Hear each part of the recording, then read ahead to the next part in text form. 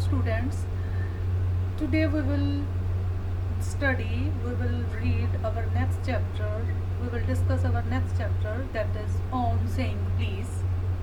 On Saying Please lesson has been written by A.G. Gardiner. A.G. Gardiner ਦਾ ਇਹ ਇੱਕ paragraph ਹੈ, ਇੱਕ ਐਸੇ ਹੈ ਜੋ ਕਿ ਇਸ ਚੈਪਟਰ ਦੇ ਵਿੱਚ ਦਿੱਤਾ ਹੋਇਆ ਹੈ, ਔਨ ਸੇਇੰਗ ਪਲੀਜ਼। ਜਿਵੇਂ ਇਹਦੇ ਟਾਈਟਲ ਤੋਂ ਸਾਨੂੰ ਪਤਾ ਲੱਗਦਾ ਹੈ, it is something about the word please.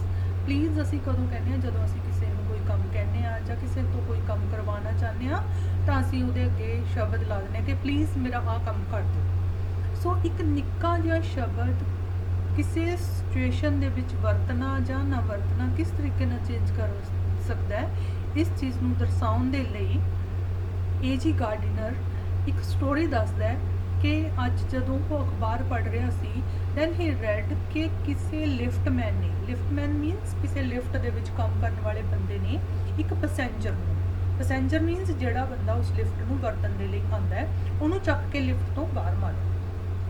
ਤਾਂ A.G. ਗਾਰਡੀਨਰ ਸੋਚਦਾ ਹੈ ਕਿ ਉਸ ਦਾ ਹੈਡਿੰਗ ਪੜ੍ਹ ਕੇ ਖਬਰ ਦਾ ਕਿ ਇਹ ਕੀ ਹੋਇਆ। ਸੋ ਜਦੋਂ ਉਹ ਖਬਰ ਨੂੰ ਚੰਗੀ ਤਰ੍ਹਾਂ ਪੜ੍ਹਦਾ ਹੈ ਤਾਂ ਪਤਾ ਲੱਗਦਾ ਹੈ ਕਿ ਇੱਕ ਲਿਫਟ ਚਲਾਉਣ ਵਾਲਾ ਬੰਦਾ ਇੱਕ ਪੈਸੇਂਜਰ ਨੂੰ ਇਸ ਲਈ ਲਿਫਟ ਚੋਂ ਕੱਢ ਕੇ ਬਾਹਰ ਮਾਰਦਾ ਹੈ ਕਿਉਂਕਿ ਉਹ ਵਿਅਕਤੀ ਉਸ ਨੂੰ ਪਲੀਜ਼ ਨਹੀਂ ਕਹਿੰਦਾ ਕਿ ਪਲੀਜ਼ ਮੈਨੂੰ ਟੌਪ 'ਤੇ ਛੱਡਿਓ। ਉਹ ਸਿਰਫ ਕੀ ਕਹਿੰਦਾ ਆ ਕੇ ਟੌਪ। ਸੋ ਉਹ ਡਿਮਾਂਡ ਕਰਦਾ ਹੈ ਕਿ ਤੁਸੀਂ ਟੌਪ ਪਲੀਜ਼ ਕਹੋ, ਤਾਂ ਦੈਟ ਪਰਸਨ ਡਿਨਾਈ ਕਿ ਉਸ ਨੂੰ ਰਿਫਿਊਜ਼ ਕਰਦਾ ਔਰ ਕਹਿੰਦਾ ਕਿ ਨਹੀਂ ਟੌਪ 'ਤੇ ਛੱਡਿਆ ਬਸ ਮੈਨੂੰ। ਸੋ ਇਸ ਗੱਲ ਦੇ ਨਾਲ ਹੀ ਦੋਨਾਂ ਦੇ ਵਿੱਚ ਬਹਿਸ ਹੁੰਦੀ ਹੈ ਔਰ ਬਹਿਸ ਇੱਥੋਂ ਤੱਕ ਵੱਧ ਜਾਂਦੀ ਹੈ ਕਿ ਉਹ ਬੰਦਾ ਉਹਨੂੰ ਚੱਕ ਕੇ ਬਾਹਰ ਮਾਰਦਾ। ਹੁਣ A.G. ਗਾਰਡੀਨਰ ਕਹਿੰਦਾ ਕਿ ਇਸ ਸਿਚੁਏਸ਼ਨ ਨੂੰ ਲੈ ਕੇ ਮੈਂ ਸੋਚ ਰਹੀ ਹਾਂ ਕਿ ਜੇਕਰ ਇਹ ਹਾਲਾਤ ਨੇ ਇੱਕ ਪਲੀਜ਼ ਸ਼ਬਦ ਕਹਿਣ 'ਤੇ ਤਾਂ ਕਿਸ ਨੂੰ ਦੋਸ਼ੀ ਠਹਿਰਾਇਆ ਜਾ ਸਕਦਾ ਹੈ। ਹੁਣ ਤੁਸੀਂ ਵੀ ਸੋਚੋ ਕੌਣ ਗਲਤ ਕਰ ਰਿਹਾ ਸੀ, ਕਿ ਉਹ ਪੈਸੇਂਜਰ ਨੇ ਗਲਤ ਕੀਤਾ ਪਲੀਜ਼ ਨਾ ਕਹਿ ਕੇ, ਜਾਂ ਉਸ ਲਿਫਟਮੈਨ ਨੇ ਉਸ ਬੰਦੇ ਨੂੰ ਬਾਹਰ ਸੁੱਟ ਕੇ ਠੀਕ ਕੀਤਾ ਜਾਂ ਗਲਤ ਕੀਤਾ। ਸੋ ਇਸ ਪੋਜੀਸ਼ਨ ਦੇ ਵਿੱਚ ਆ ਕੇ ਸੋਚੋ ਕਿ ਉਹਨਾਂ ਦੋਨਾਂ ਦੇ ਵਿੱਚੋਂ ਕੌਣ ਗਲਤ ਸੀ ਕੌਣ ਸਹੀ ਸੀ। ਤਾਂ A.G. ਗਾਰਡੀਨਰ ਕਹਿੰਦਾ ਕਿ ਜੇਕਰ ਉਹ ਬੰਦਾ ਪਲੀਜ਼ ਕਹਿ ਦਿੰਦਾ ਤਾਂ ਵੀ ਉਹਦਾ ਕੁਝ ਨਹੀਂ ਜਾਣਾ ਸੀ, ਪਰ ਜੇਕਰ ਉਹਨੇ ਨਹੀਂ ਕਿਹਾ ਤਾਂ ਇਹਦਾ ਮਤਲਬ ਇਹ ਨਹੀਂ ਕਿ ਉਸਨੂੰ ਕਿਸੇ ਤਰੀਕੇ ਦੀ ਸਜ਼ਾ ਦਿੱਤੀ ਜਾਵੇ। ਦੂਜੇ ਪਾਸੇ ਜਿਹੜਾ ਲਿਫਟ ਚਲਾਉਣ ਵਾਲਾ ਲਿਫਟਮੈਨ ਹੈ, ਜੇਕਰ ਉਹ ਉਸ ਦੇ ਟੌਪ ਕਹਿਣ 'ਤੇ ਵੀ ਉਸਨੂੰ ਕਹਿੰਦਾ ਓਕੇ ਥੈਂਕ ਯੂ ਸਰ ਮੈਂ ਤੁਹਾਨੂੰ ਟੌਪ 'ਤੇ ਛੱਡਿਆ ਨਾ, ਕੀ ਫਿਰ ਫਰਕ ਪੈਣਾ ਸੀ? ਫਿਰ ਵੀ ਕੋਈ ਫਰਕ ਨਹੀਂ ਪੈਣਾ ਸੀ। ਪਰ ਉਹਦੀ ਸੈਲਫ ਰਿਸਪੈਕਟ ਨੂੰ ਇੱਕ ਠੇਸ ਪਹੁੰਚੀ ਕਿ ਇਹ ਬੰਦਾ ਮੈਨੂੰ ਸਿਰਫ ਇੱਕ ਨੌਕਰ ਦੀ ਤਰ੍ਹਾਂ ਸਮਝ ਕੇ ਕਹਿ ਰਿਹਾ ਕਿ ਮੈਨੂੰ ਟੌਪ। ਸੋ ਉਹ ਕਹਿੰਦਾ ਕਿ ਉਹਦੀ ਸੈਲਫ ਰਿਸਪੈਕਟ ਨੂੰ ਕਿਉਂਕਿ ਠੇਸ ਪਹੁੰਚੀ ਤਾਂ ਉਹ ਆਪਣੇ ਇਸ ਤਕਲੀਫ ਨੂੰ ਕਿਸ ਤਰੀਕੇ ਨਾਲ ਖਤਮ ਕਰ ਸਕਦਾ ਸੀ। ਜਾਂ ਤਾਂ ਉਹ ਉਹਦਾ ਜਵਾਬ ਹੋਰ ਵਿਨਮਰਤਾ ਦੇ ਵਿੱਚ ਹੋ ਕੇ ਹੋਰ ਉਹਨੂੰ ਪੋਲਾਈਟਲੀ ਦਿੰਦਾ, ਜਾਂ ਫਿਰ ਉਹਨੇ ਜੋ ਤਰੀਕਾ ਅਪਣਾਇਆ ਕਿ ਆਪਣੀ ਭੜਾਸ ਨੂੰ ਉਹਨੇ ਉਹਦੇ ਉੱਪਰ ਕੱਢ ਦਿੱਤਾ ਤੇ ਉਹਨੂੰ ਬਾਹਰ ਸੁੱਟ ਦਿੱਤਾ। ਹੁਣ ਉਹ ਕਹਿੰਦਾ ਜੇਕਰ ਉਹ ਕਹਿੰਦਾ ਵੀ ਉਹ ਜਿਹੜਾ ਲਿਫਟਮੈਨ ਹੈ ਉਹ ਕਾਨੂੰਨ ਕੋਲੇ ਜਾਂਦਾ, ਕਾਨੂੰਨ ਦੀ ਹੈਲਪ ਕਰ ਲੈਂਦਾ ਕਿ ਇਹ ਬੰਦੇ ਨੂੰ ਸਜ਼ਾ ਦਿਓ ਕਿਉਂਕਿ ਇਹਨੇ ਮੈਨੂੰ ਪਲੀਜ਼ ਨਹੀਂ ਕਿਹਾ, ਤਾਂ ਕਹਿੰਦਾ ਉੱਥੋਂ ਤਾਂ ਉਹਨੂੰ ਕੁਝ ਮਿਲਣਾ ਨਹੀਂ ਸੀਗਾ। ਕਿ ਕਾਨੂੰਨ ਦੇ ਵਿੱਚ ਤਾਂ ਕਿਤੇ ਵੀ ਨਹੀਂ ਲਿਖਿਆ ਹੋਇਆ ਕਿ ਤੁਸੀਂ ਹਰ ਕੰਮ ਕਿਸੇ ਤੋਂ ਵੀ ਕਰਵਾਉਣਾ ਉਹ ਤੋਂ ਪਹਿਲਾਂ ਪਲੀਜ਼ ਕਹੋ, ਜਦੋਂ ਕੋਈ ਕੰਮ ਕਰ ਦਿੰਦਾ ਤਾਂ ਉਹਦਾ ਧੰਨਵਾਦ ਕਰੋ। ਇਹ ਕਿਤੇ ਕਾਨੂੰਨ ਦੇ ਵਿੱਚ ਨਹੀਂ ਲਿਖਿਆ ਹੋਇਆ। ਇਹ ਸਿਰਫ ਸਾਡੇ ਆਮ ਲਾਈਫ ਦੇ ਵਿੱਚ ਅਸੀਂ ਆਪਣੀਆਂ ਲਿਟਲ ਕਰਟਸੀਜ਼ ਨੇ, ਧੰਨਵਾਦੀ ਹੋਣਾ ਜਾਂ ਵਿਨਮਰਤਾ ਦੇ ਨਾਲ ਕਿਸੇ ਨੂੰ ਪੋਲਾਈਟਲੀ ਕਿਸੇ ਕੰਮ ਲਈ ਕਹਿਣਾ, ਇਹ ਚੀਜ਼ਾਂ ਚੱਲਦੀਆਂ ਨੇ। ਸੋ ਕਹਿੰਦਾ ਉਹਨੇ ਸੋਚਿਆ ਕਿ ਕਾਨੂੰਨੀ ਤੌਰ 'ਤੇ ਤਾਂ ਮੈਨੂੰ ਇਹਦਾ ਕੁਝ ਨਹੀਂ ਮਿਲੇਗਾ, ਮੈਂ ਆਪਣੀ ਜਿਹੜੀ ਪੜਾਸ ਹੈ ਉਹਨੇ ਇਹਨੂੰ ਬਾਹਰ ਮਾਰ ਕੇ ਕੱਢ ਲਾਂਗਾ। ਸੋ ਇਸ ਤਰੀਕੇ ਨਾਲ ਉਹ ਸੋਚ ਰਿਹਾ ਕਿ ਉਸ ਬੰਦੇ ਨੇ ਆ ਕੇ ਪਲੀਜ਼ ਕਿਉਂ ਨਹੀਂ ਕਿਹਾ। ਮੇ ਵੀ ਹੋ ਸਕਦਾ ਹੈ ਉਹ ਘਰੋਂ ਬੜਾ ਦੁਖੀ ਆਇਆ ਹੋਵੇ, ਫਿਰ ਉਹ ਬੜਾ ਮੇ ਵੀ ਹੋ ਸਕਦਾ ਉਹਦੀ ਆਪਣੀ ਵਾਈਫ ਦੇ ਨਾਲ ਕੋਈ ਝਗੜਾ ਹੋਇਆ ਹੋਵੇ, ਠੀਕ ਹੈ ਨਾ।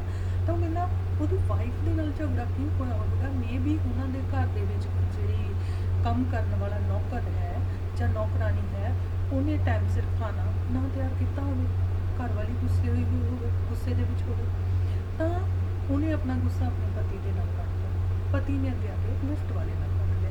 ਹੁਣ ਜੋ ਕੰਮ ਵਾਲੀ ਹੈ ਮੇ ਵੀ ਉਹਦਾ ਇੱਕ ਨੈਕਸਟ ਕੋਈ ਜਿਹੜਾ ਉਹਨਾਂ ਦੇ ਘਰ ਦੇ ਵਿੱਚ ਹੋਰ ਕੋਈ ਕੰਮ ਕਰਨ ਵਾਲਾ ਨੌਕਰ ਹੈ ਉਹਦੇ ਨਾਲ ਕੋਈ ਝਗੜਾ ਹੋਇਆ ਹੋਵੇ ਜਾਂ ਉਹਨੂੰ ਕੋਈ ਪ੍ਰੋਬਲਮ ਹੋਵੇ, ਉਹਦੇ ਵਿੱਚੋਂ ਨਿਕਲਦੇ ਹੋਏ ਉਹ ਖਾਣਾ ਬਣਾਉਣ ਦੇ ਵਿੱਚ ਲੇਟ ਹੋ ਗਈ ਹੋਵੇ ਜਾਂ ਲੇਟ ਹੋ ਗਿਆ ਹੋਵੇ।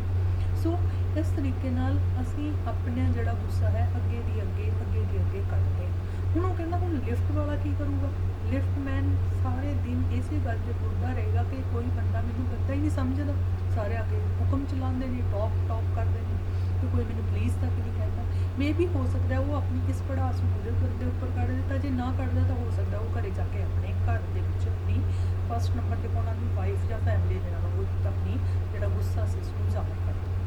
ਸੋ ਕਹਿੰਦਾ ਇਸ ਤਰੀਕੇ ਨਾਲ ਤਾਂ ਜੇਕਰ ਅਸੀਂ ਹਰ ਵਿਅਕਤੀ ਨੂੰ ਇਹ ਹੱਕ ਦੇ ਦੇਵਾਂਗੇ ਕਿ ਜੇਕਰ ਸਾਨੂੰ ਕਿਸੇ ਨੇ ਪਲੀਜ਼ ਜਾਂ ਥੈਂਕ ਯੂ ਨਹੀਂ ਕਿਹਾ ਤਾਂ ਅਸੀਂ ਉਸ ਬੰਦੇ ਨੂੰ ਭੰਨ ਦੇਵਾਂਗੇ ਜਾਂ ਉਸ ਨੂੰ ਹਰਟ ਕਰਾਂਗੇ, ਮਾਰਾਂਗੇ, ਤਾਂ ਇਹ ਜੇਕਰ ਇਜਾਜ਼ਤ ਦੇ ਦਿੱਤੀ ਜਾਵੇ ਤਾਂ ਹਰ ਵਕਤ ਹਰ ਕੋਈ ਕਿਸੇ ਨੂੰ ਮਾਰਨ ਦੇ ਲਈ ਤਿਆਰ ਬੈਠਾ ਹੋਵੇਗਾ ਅਤੇ ਸਾਡੀਆਂ ਜਿਹੜੀਆਂ ਗਲੀਆਂ ਨੇ ਉਹਨਾਂ ਦੇ ਨਾਲੀਆਂ ਦੇ ਵਿੱਚ ਪਾਣੀ ਦੀ ਜਗ੍ਹਾ 'ਤੇ ਖੂਨ ਵਗੇਗਾ। ਸੋ ਉਹ ਇਹ ਕਹਿ ਰਿਹਾ ਹੈ ਕਿ ਕਿਸੇ ਨੇ ਜੇਕਰ ਤੁਹਾਡੇ ਨਾਲ ਪੋਲਾਈਟਲੀ ਗੱਲ ਨਹੀਂ ਕੀਤੀ ਤਾਂ ਉਹਨੂੰ ਇੱਦਾਂ ਫਿਜ਼ੀਕਲੀ ਹਾਰਮ ਕਰਨਾ ਵੀ ਸਹੀ ਨਹੀਂ ਹੈ, ਬਿਲਕੁਲ ਸਹੀ ਨਹੀਂ ਠਹਿਰਾਇਆ ਜਾ ਸਕਦਾ।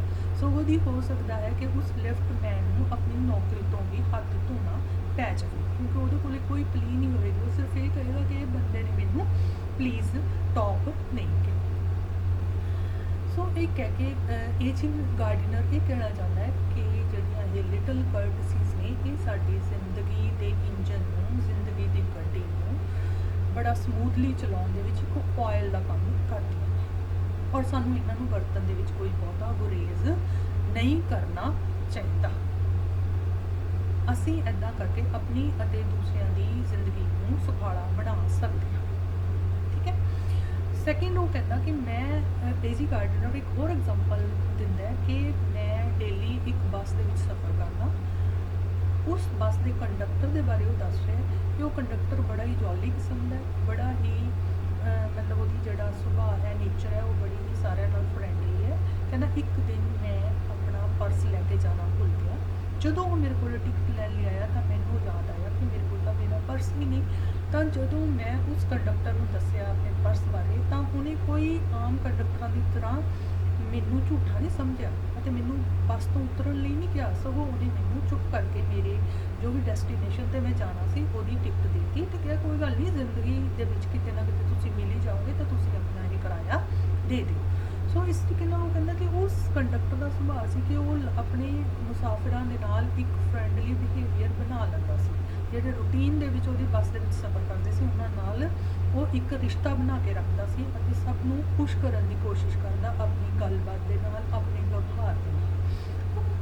ਹੁਣ ਏਜੀ ਗਾਰਡਨਰ ਕਹਿੰਦਾ ਕਿ ਜੇਕਰ ਵਿਲੀਅਮ ਵਰਡਸਵਰਥ, ਇੰਗਲਿਸ਼ ਦਾ poet William Wordsworth leech gatherers ਤੋਂ ਕੁਝ ਸਿੱਖ ਸਕਦਾ ਤਾਂ ਮੈਂ ਕਿਉਂ ਨਹੀਂ ਉਸ ਕੰਡਕਟਰ ਤੋਂ ਕੁਝ ਸਿੱਖ ਸਕਦਾ। ਅਸੀਂ ਸਾਰੇ ਆਪਣੇ ਆਲੇ ਦੁਆਲੇ ਦੇ ਵਿੱਚੋਂ ਕਿਤੋਂ ਵੀ ਕੋਈ ਇੱਦਾਂ ਦੇ ਗੁਣ ਜਾਂ ਚੰਗੀਆਂ ਗੱਲਾਂ ਸਿੱਖ ਸਕਦੇ ਹਾਂ, ਕਿਉਂ ਨਹੀਂ ਸਿੱਖ ਸਕਦੇ, ਸਭ ਸਿੱਖ ਸਕਦੇ ਹਾਂ। ਸੋ ਇਸ ਚੈਪਟਰ ਦੇ ਵਿੱਚ ਔਨ ਸੇਇੰਗ ਪਲੀਜ਼ ਦੇ ਵਿੱਚ ਏਜੀ ਗਾਰਡਨਰ ਡੇਲੀ ਦੀ ਰੂਟੀਨ ਲਾਈਫ ਦੇ ਵਿੱਚ ਥੈਂਕਫੁਲ ਹੋਣਾ ਤੇ ਪੋਲਾਈਟਲੀ ਕਿਸੇ ਨੂੰ ਕੰਮ ਕਰਨ ਲਈ ਕਹਿਣਾ, ਇਸ ਗੱਲ ਦੇ ਉੱਤੇ ਜ਼ੋਰ ਦਿੰਦਾ ਕਿ ਇਹਨਾਂ ਨੇ ਛੋਟੀਆਂ ਗੱਲਾਂ ਦੇ ਨਾਲ ਅਸੀਂ ਆਪਣੀ ਅਤੇ ਦੂਸਰਿਆਂ ਦੀ ਜਿਹੜੀ ਲਾਈਫ ਹੈ ਉਹ ਸੁਖਾਲੀ ਬਣਾ ਸਕਦੇ ਹਾਂ। This is all about this chapter. ਆਸ ਹੈ ਤੁਹਾਨੂੰ ਸਮਝ ਆ ਗਿਆ।